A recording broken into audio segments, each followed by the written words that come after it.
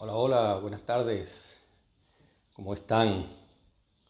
Ya encontrándonos por aquí en esta tarde del 12 de mayo, martes 12 de mayo. Hoy es un día importante, no solamente porque estamos conmemorando el Día Internacional de la Fibromialgia, sino que hoy también es el Día de las Enfermeras.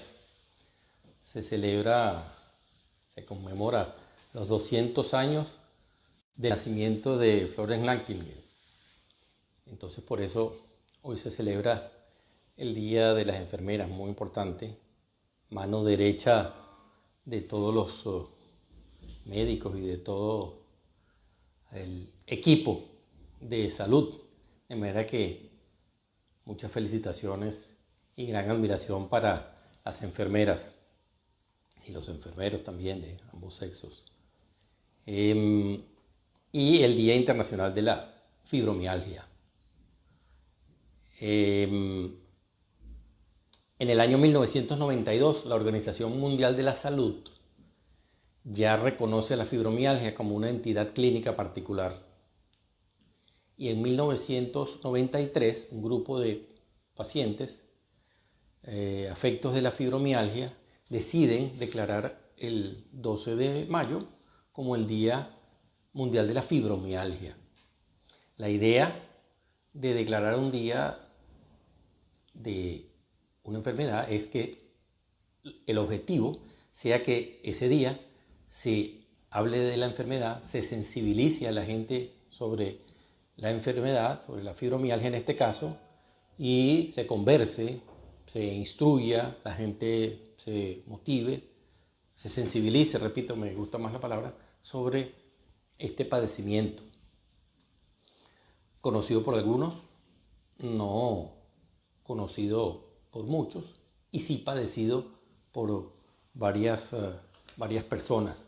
Fíjense que entre el 2 y el 8% de la población general sufre fibromialgia, padece de esta enfermedad.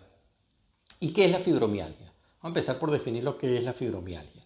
La fibromialgia es una entidad clínica que se clasifica dentro de las enfermedades dolorosas crónicas. Es una enfermedad dolorosa crónica, en primer lugar. Es decir, al hablar de crónico, nosotros lo que queremos con eso es decir que se controla, se diagnostica, se controla, se trata, pero no se cura. Se trata y se controla, repito, pero no se cura.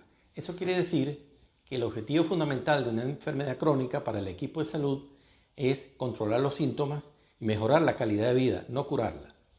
La mayoría de las enfermedades reumáticas, y yo clasifico la fibromialgia como una enfermedad reumática, aunque vamos a hablar un poquito también de eso, pero la mayoría de las enfermedades reumáticas son síndromes dolorosos crónicos que, como repito, se controlan pero no se curan. Y eso tiene una incidencia fundamental en la calidad de vida. Entonces lo que procuramos con estas enfermedades dolorosas crónicas es que la calidad de vida no se vea tan deteriorada. Pero la fibromialgia es una de las enfermedades que más deteriora la calidad de vida. La tríada de la fibromialgia desde el punto de vista clínico son dolor crónico, fatiga e insomnio. Esa es la tríada pivote sobre la que descansa esta entidad clínica que es la fibromialgia. El dolor es dolor muscular. Históricamente, inicialmente, en el año 1990, se describe por primera vez en los anales de la reumatología la fibromialgia, y posteriormente en el año 2000 ya el Colegio Nacional de Reumatología unifica los criterios de lo que sería la fibromialgia en ese entonces. Entonces se describieron 18 puntos dolorosos a nivel de la anatomía, que eran los puntos de gatillo, los puntos de disparo de esta entidad. Entonces se decía que de 18 puntos que se describían, por lo menos 11 tenía que estar presente y se investigaban palpando con el dedo, haciendo un poquito más de presión en esos puntos descritos, y entonces el paciente pegaba un brinco por el dolor que allí se producía. Entonces los primeros criterios de esta entidad en cuanto a la parte de dolor, los reumatólogos los describieron, como digo, en 18 puntos muy específicos, localizados, y eran los puntos gatillo y había que tener 11 de esos puntos positivos que dolieran más de lo normal para hacer el diagnóstico de fibromialgia. Esos criterios después se han ido flexibilizando un poco y entonces hoy día lo que se toma como clínicamente importante en la fibromialgia es dolor muscular generalizado. Puede haber puntos, gatillos en diferentes segmentos, pero el dolor muscular generalizado crónico es el dolor de la fibromialgia. En segundo lugar, la fatiga crónica. También se ha descrito el síndrome de fatiga crónica, que es un cansancio, una fatiga no normal para lo que generalmente uno puede estar cansado de forma reactiva, es decir, si uno hace algún trabajo, si uno hace un ejercicio, si uno se sobrecarga de alguna actividad, tanto física como mental, uno puede tener fatiga. Aquí la fatiga es sin una sobrecarga, es fatiga física y fatiga mental. Entonces tenemos dolor crónico, como ya he descrito, fatiga y el insomnio, tercer pilar fundamental en el diagnóstico de esta entidad, de esta enfermedad. De manera que tenemos entonces para hacer insistencia, dolor crónico ya descrito, fatiga crónica e insomnio. Esta es la tríada de la llamada fibromialgia. Repito, 2 a 8% de la población general lo padecen, tiene una influencia pésima en la calidad de vida y desde el punto de vista laboral y económico para las políticas económicas y de los sanitaristas, la fibromialgia es una de las enfermedades que más incapacidad a nivel laboral demandan. Particularmente hay trabajos de eso desde el punto de vista epidemiológico, el personal docente, en el personal de educación, el personal de enfermería, también hablando de que hoy es el Día de las Enfermeras, en el personal de enfermería también hay una alta prevalencia e incidencia de esta enfermedad. Y repito, la incapacidad laboral, una de las primeras causas de incapacidad laboral, por supuesto, son todas las enfermedades dolorosas crónicas, la fibromialgia particularmente entre ellas. Hay antecedentes importantes en la historia de quien padece la fibromialgia y se encuentran en las personas que padecen fibromialgia o en sus familiares alta prevalencia de algunas otras enfermedades o entidades clínicas como son dolores de cabeza, cefaleas, el síndrome de colon irritable en familiares, repito, o personas que posteriormente padecen fibromialgia. Estos son unos antecedentes importantes: cefaleas, colon irritable, dismenorrea, es decir, trastornos dolorosos con la menstruación, disfunción temporomandibular, endometriosis y cervicalgias y lumbalgias. De manera que estas entidades son frecuentes en los familiares o en las personas que posteriormente sufren fibromialgia. El otro punto importante de conversar sobre la fibromialgia es la etiología. La causa fundamental no es conocida. No tenemos un examen, un test específico que de alguna manera nos permita diagnosticar la fibromialgia. Es una enfermedad que se diagnostica en base a los síntomas y los signos clínicos. Se han estado saliendo últimamente, cuando uno habla de medicina últimamente, en los últimos 10 años, algunos trabajos sobre el componente inflamatorio sistémico, particularmente con uno de los elementos de la inflamación sistémica como son las interleuquinas, particularmente la interleuquina 8, pero eso no está todavía bien determinado y no es tan específico.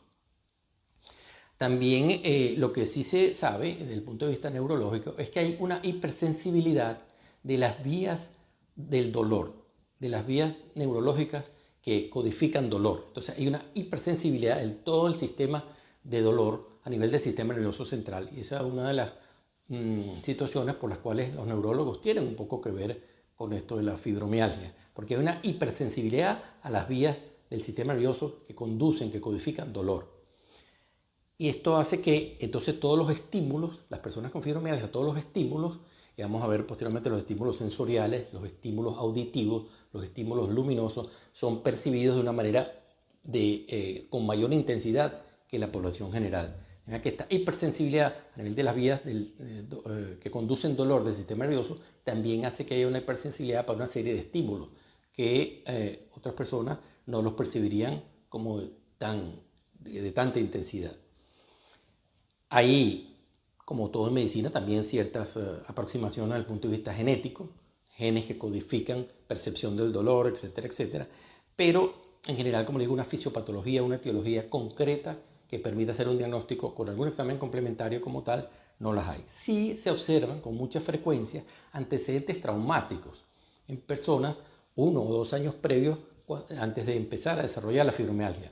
Cuando digo antecedentes traumáticos me refiero a estrés o traumas infecciosos, accidentes e incluso, por supuesto, la sobrecarga y el estrés emocional. Siempre hay una relación temporal entre algún trauma, algún accidente, alguna infección severa o algún estrés psicológico muy fuerte en pacientes que posteriormente comienzan a desarrollar la fibromialgia. Y muy importante, por lo menos 30% de los pacientes con fibromialgia pueden tener alguna otra enfermedad reumática asociada.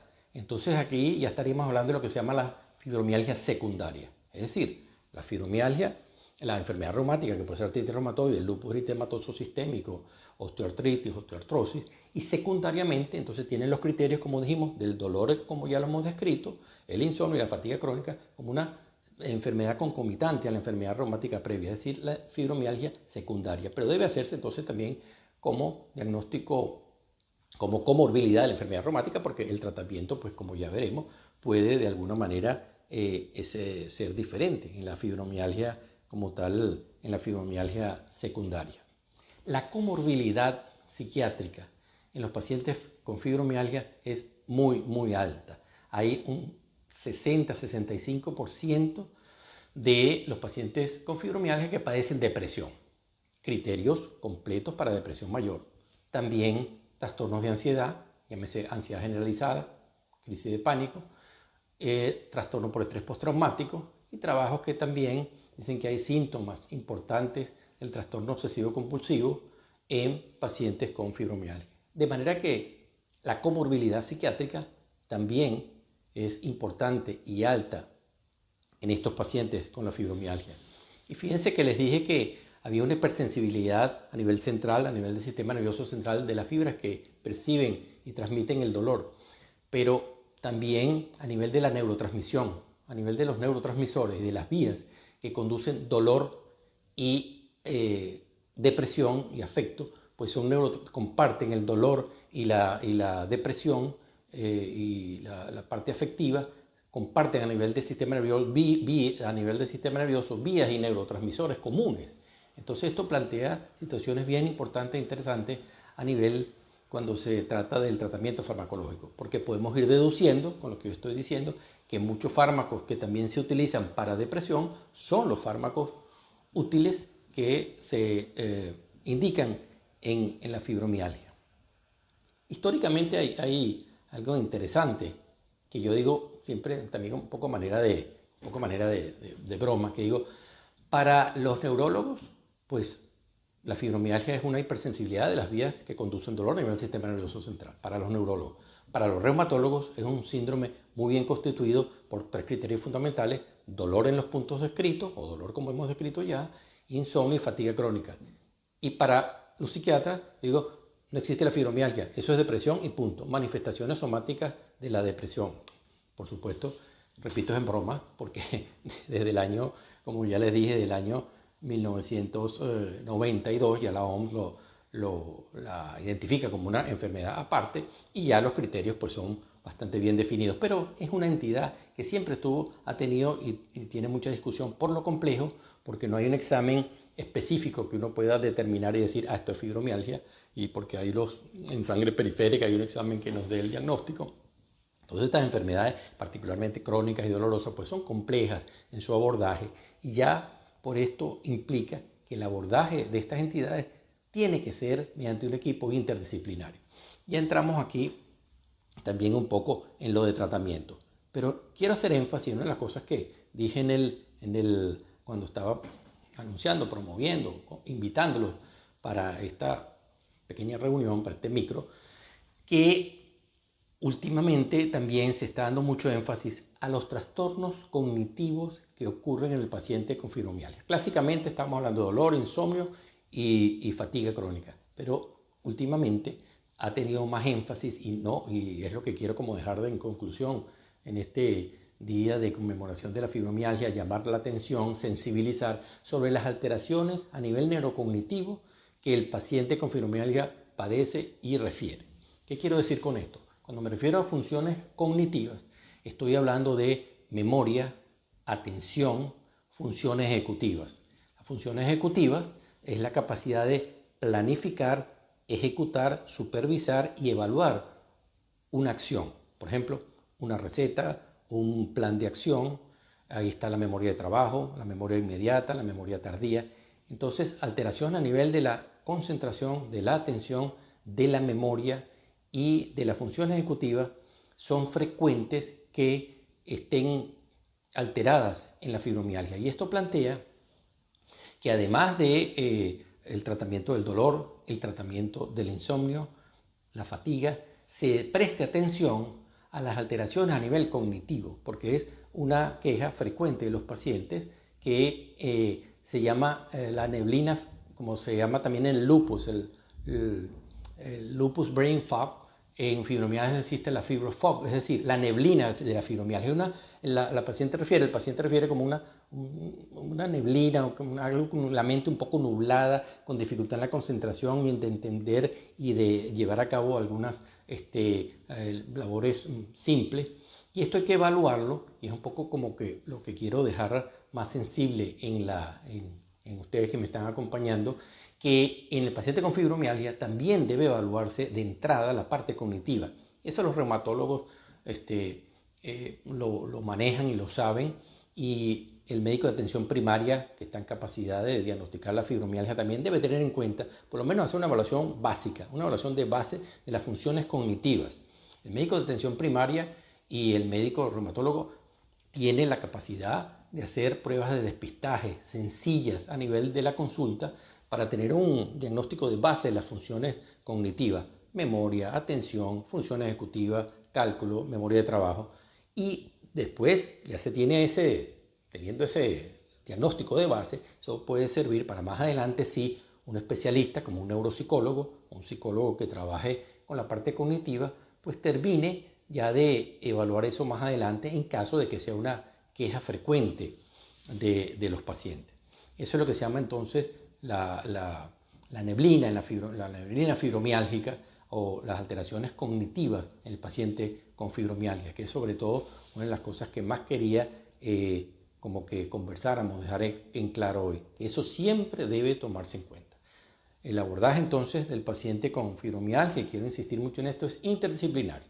Tiene que haber un equipo médico constituido, en el caso de los equipos con los que yo he trabajado, pues con el reumatólogo en primera línea, el psicólogo, el psiquiatra, el fisioterapeuta, muchas veces el terapista ocupacional, trabajador social, como en el Centro de Enfermedades Reumáticas en el Hospital Universitario. Y ahí veo a mi amiga Leida Vélez, que no está ahorita en Venezuela, pero fue mano derecha mía en el equipo de calidad de vida del Servicio de Reumatología del Hospital Universitario de Caracas. Me da mucho gusto que me saludes y me escuches desde España. Entonces, vamos a hablar un poco sobre lo que es el tratamiento. El tratamiento de la fibromialgia, y de nuevo, Aleida, sé que tú y yo eso lo sabemos muy bien y lo pusimos muy en práctica, es interdisciplinario, y hay aproximaciones farmacológicas y no farmacológicas. Yo quiero hablar primero de las no farmacológicas, que están orientadas a cambios en el estilo de vida, a cambios en el estilo de vida de los pacientes, como toda enfermedad crónica. En una enfermedad crónica, repito, como dije al principio, no vamos a estar pendientes de curar la enfermedad, vamos a estar pendientes de preservar la calidad de vida. Y eso implica que las primeras aproximaciones sean cómo conservar la calidad de vida y el estilo de vida del paciente. Una pregunta muy frecuente que siempre hacen los pacientes y los familiares con fibromialgia: el ejercicio. Pero ¿cómo si yo tengo fatiga, si tengo dolor, entonces voy a estar haciendo ejercicio? ¿Eso no empeora la fibromialgia? Eso hay consensos muy claros en lo siguiente: la actividad física moderada, que el paciente no se sienta agotado, que sienta que hasta un momento es que puede hacer actividad física. La actividad física, repito, moderada, es muy conveniente e indicada en la fibromialgia. Hay que hacer esquemas de actividad física tendientes a mantener la movilidad. Actividades como el tai chi, yoga, stretching, son altamente recomendables. Natación, la acupuntura, cuando yo les estoy hablando de tratamiento, es nivel de evidencia 1A, es decir, un nivel de evidencia alto, que hoy está aprobado para el tratamiento con la fibromialgia. Entonces, toda esta actividad física moderada, actividades como el yoga, tai chi, stretching, como le dije, la acupuntura tiene nivel de evidencia a nivel terapéutica 1A. O sea, hay evidencia de que eso sirve en la fibromialgia. Por supuesto, mire, y repito con Aleida porque me da mucho gusto que esté aquí, la psicoeducación, que nos hacíamos muchos grupos psicoeducativos en el Centro de Enfermedades Reumáticas para pacientes con fibromialgia, un paciente que esté educado acerca de su enfermedad. Un paciente que conozca acerca de su enfermedad es un paciente que va a llevar su enfermedad mucho mejor, porque tiene una comprensión adecuada de qué es lo que tiene cómo cuidarse y cómo prevenir y va a cumplir mucho mejor el tratamiento. Mira que las intervenciones psicoeducativas en este tipo de enfermedades son indudablemente nivel de evidencia 1A también, porque eso está más que comprobado que definitivamente un paciente educado en su condición crónica, como la que estamos hablando en este momento, es un paciente que evoluciona mucho mejor. Definitivamente que sí. Las terapias de grupo centradas en el tratamiento de los procesos dolorosos crónicos son efectivas también. Hacíamos algunos experimentos, grupos experimentales, porque no lo hicimos como tan regularmente como hubiéramos querido, de ejercicio, terapias de grupo y atención y concentración en la respiración y en el dolor, en técnicas de mindfulness, y tuvimos buenos resultados y de alguna manera pues también son con un nivel de evidencia alto. Y desde el punto de vista de los medicamentos, hay hoy en día una serie de medicamentos bien estudiados que, repito, son nivel de evidencia 1A para la fibromialgia. Entre esos tenemos, en primer lugar, los antidepresivos duales. Fíjense que, como decía al principio, la alta comorbilidad de depresión en la fibromialgia y el compartir neurotransmisores y vías comunes de dolor y depresión, pues indudablemente, por lógica, ya podíamos ir deduciendo nosotros que una de las primarias indicaciones a nivel farmacológico en el tratamiento de la fibromialgia, pues son los antidepresivos duales. ¿Qué quiero decir con duales? Usualmente los antidepresivos actúan sobre un neurotransmisor que se conoce como la serotonina, que tiene que ver con depresión y ansiedad, y los duales nos actúan tanto a nivel de ese neurotransmisor que es la serotonina como de la norepinefrina. Entonces, eso hoy en día hay trabajos muy interesantes que de alguna manera tienen una efectividad importante en el tratamiento de la fibromialgia. Hablo de venlafaxina y hablo de duloxetine, como los nombres genéricos. Y actúan, repito, a nivel de dos sistemas, a nivel del sistema serotoninérgico y a nivel del sistema noradrenérgico. También los medicamentos como la gabapentina y la pregabalina son muchos trabajos utilizados en el tratamiento del dolor y los síntomas fundamentalmente de dolor en la fibromialgia. Estamos hablando de estos dos fundamentalmente para el tratamiento del dolor, que son también muy efectivos. Gabapentina, pregabalina y la duloxetina o venlafaxina como estos antidepresivos. Pero indudablemente que en la medida en que el insomnio lo controlemos y en la medida en que el insomnio mejore, pues tiene un impacto sumamente positivo en el alivio de los síntomas de la fibromialgia. Y allí hay trabajos interesantes con quetiapina. La quetiapina es un medicamento que se utiliza en psiquiatría a dosis muy altas para trastornos más complejos como el trastorno bipolar, etc. Pero a dosis bajas es un excelente hipnótico para el sueño. También otros hipnóticos no benzodiazepínicos, en parte como para evitar la dependencia y la tolerancia, son efectivos para el tratamiento del insomnio. Por supuesto, también teniendo en cuenta todo lo que es higiene del sueño, no solamente los fármacos, una habitación adecuada, de ventilación adecuada, temperatura adecuada, que sea lo suficientemente oscura. Antes de ir a dormir, no tener actividades que terminen yéndolo a la cama uno hiperactivo o activado, las redes y eso, pues tener una hora o 2 horas antes de ir a la cama como en calma eso. De manera que esto que es higiene del sueño y los fármacos en caso que haya que utilizarlo para el sueño, pues muy importante en el trabajo de la fibromialgia, porque al mejorar el sueño, repito, van a mejorar también los síntomas de la fibromialgia. Fundamentalmente, bueno, eso es lo que les quería compartir, transmitir con ustedes, un poco para, como les dije, cumplir con el objetivo de este importante día que se conmemora la fibromialgia y dejar como ciertas inquietudes de que de alguna manera estas son personas que sufren una enfermedad dolorosa, crónica, como la mayoría de las enfermedades reumáticas. No hay un componente inflamatorio objetivo que podamos hoy tener en cuenta. No tenemos un método diagnóstico específico de laboratorio clínico como para de alguna manera nosotros tener un diagnóstico mucho más objetivo, sino clínicamente, pero desde el punto de vista clínico tenemos indudablemente maniobras semiológicas de alta especificidad y sensibilidad para el síntoma, y tener en cuenta, como quise llamar la atención, que aproximadamente el 75% de los pacientes que sufren fibromialgia van a tener alguna alteración en las actividades cognitivas, en las funciones cognitivas, velocidad de procesamiento, atención, control inhibitorio, memoria, funciones ejecutivas. De manera que la sugerencia, un poco para dejar como la inquietud que quería compartir con ustedes, es que una vez diagnosticado un paciente con fibromialgia, se le haga un screening de base también de sus funciones cognitivas. Se le trate la parte del insomnio y se le haga una intervención en su estilo de vida para control del dolor crónico, que puede ser farmacológico y no farmacológico. No sé si hay algunas preguntas por aquí que de repente pudiera tratar de responder. A ver, alguien pregunta si el paciente que tiene fibromialgia tiene que tomar antidepresivos de por vida.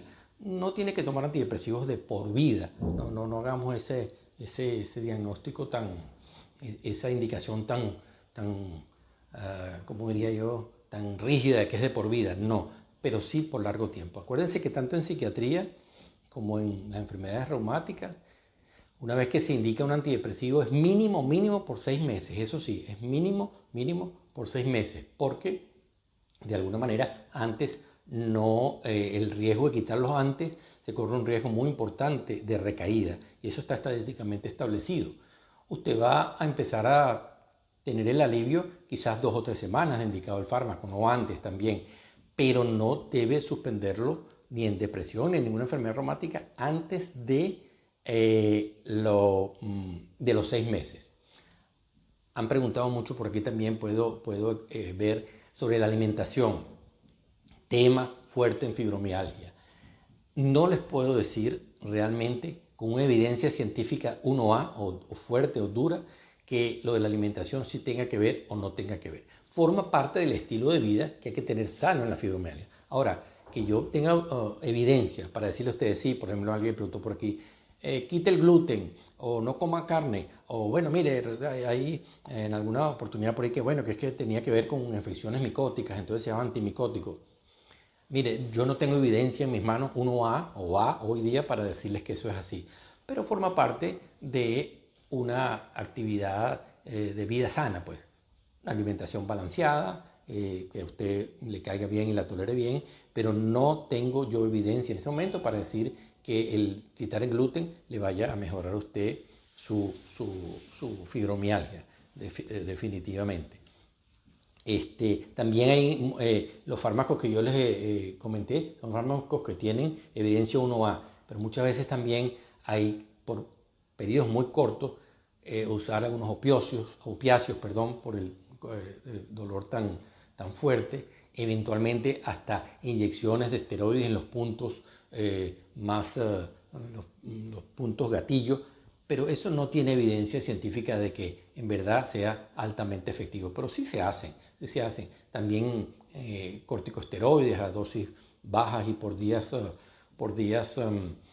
cortos, periodos cortos, un poco como para mitigar cierta inflamación, pero como les dije, hay estudios que evidencian que en algunos pacientes con fibromialgia hay indicadores inflamatorios como la interleuquina 8 que les conversé, pero no es algo absolutamente específico de esta entidad. Entonces, bueno, son algunos tratamientos que también se utilizan, pero como les digo, sin una evidencia científica fuerte, dura. Bueno, yo les agradezco mucho que me hayan acompañado, mucha gente muy querida y conocida he visto por allí. Y esta situación tan inédita de la cuarentena, pues indudablemente nos permite en parte poder compartir en este aislamiento, también no estar tan aislados y compartir con ustedes. Cuídense mucho, que estén pasando este periodo de cuarentena pues lo mejor posible, cuidándonos, cuidamos a los otros y esa es la idea de que podamos seguir compartiendo por aquí. Muchas gracias por haberme acompañado, se les quiere mucho, hasta luego.